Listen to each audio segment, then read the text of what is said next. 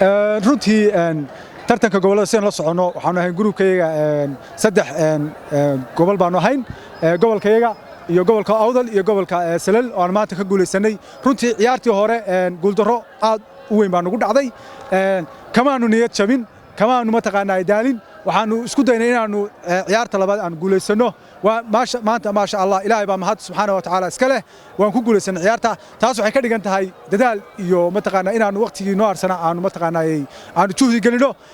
aad baan ugu faraxsanahay inaanu wareegga labaad u gudubno insha Allah ta'ala waxaan rajaynaynaa inaanu u gudubno ciyaarta dambe oo ka eeganaynaa inkastoo boqolkiiba 99 aan maanta nahay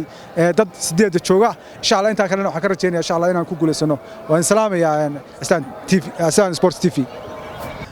aniga magacayga waa Yuusuf Saciid Tukaale waxaan kala kulmay gobolka Badhan horta wixii rabino kala qoray uma kala qaadnay insha Allah waxaan rajaynayaa toddobaadna guul keeni doono kullayda kubaddu babarka ka gashaa bakay la galeen kullay waxaan isku aadanahay gobolkii Awdal insha Allah anagoo salaleen waxaan rajaynaynaa guul inaan toddobaad la iman doono